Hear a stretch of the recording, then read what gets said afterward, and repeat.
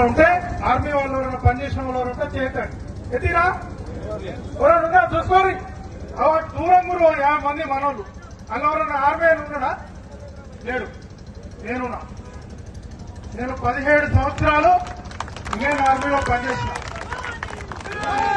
నేను బాధ్యత మీరు ముందుకొచ్చి ఈ విషయం ఎందుకు మాట్లాడుతున్నా అంటే ఈ రోజు మనమేందో మనకు ఇవ్వాలి. ఇలా పగడి కట్టుకొని లక్షల రూపాయలు ఖర్చు పెట్టి ర్యాలీ ఇచ్చినాం. అన్నాడు ఫస్టే భవ్యంగా ర్యాలీ తీసుకున్నాం. ప్రతి సంవత్సరం కూడా ఇట్లనే తీసుకోవాలి. ఖబర్దార్ మీరు చక్కర్లు ఉండకూరి.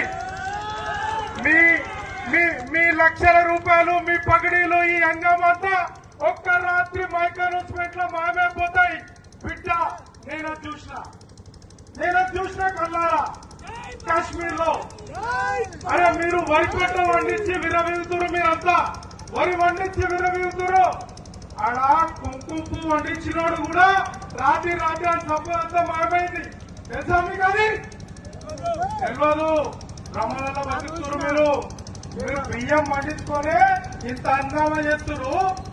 3000కు తులం అమ్ముడు అయ్యే కుంకుమ వండించినోడు కూడా ఒక రాత్రి మైక్ అనౌన్స్మెంట్ లా వారి సంపద అంతా మాయమైంది.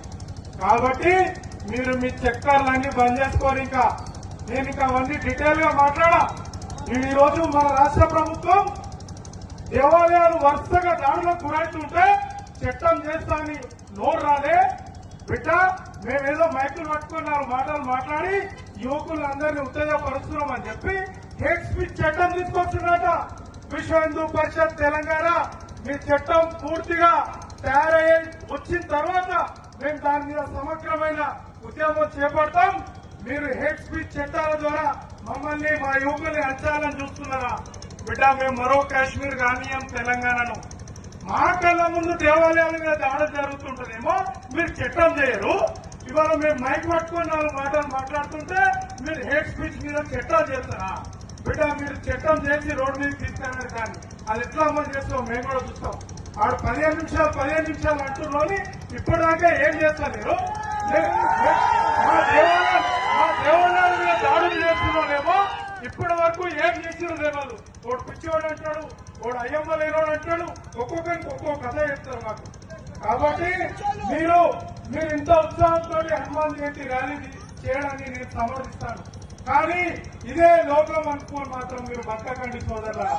నేను కళ్ళారా చూసుకొని కాశ్మీరీ హిందూ పండితుల పగలబట్ట ఇళ్లలో మేము ఉన్నాం. 10 ఎకరాల ఆపిల్ తోటలో మేము ఆర్మీ క్యాంప్ పెట్టుకుని ఉన్నాము. వాళ్ళ ఆపిల్ తోటలు ఏవి వాళ్ళని కాపాడే, వాళ్ళ కుంకుమ వండించిన భూములు ఏవి వాళ్ళని కాపాడదు. కుంకుమ వండించిన భూమి వాడే కాపాడుకోలేకపోయాడు తాను. మీరు వరి వండించిన మిమ్మల్ని మీరు కాపాడుకోవడం. కాబట్టి హిందూ సమాజం అంతా చైతన్యం రావాలి. ఆర్భాటం చేసి కార్యక్రమాలు చేయడమే కాదు, మనము మన జీవితంలో ప్రతిరోజు హనుమాన్ జయంతి లాగానే బతకాలి. నేను చెప్పాను అదే. చాలా మంది హనుమాన్ జయంతి ర్యాలీకి వస్తారు, మళ్ళా వాడు హనుమాన్ జయంతి ర్యాలీలోనే కనబడతాడు. ఆ బతుకొద్దు. నేను చెప్పేది ప్రతిరోజు ఇదే చైతన్యం ఉండాలి.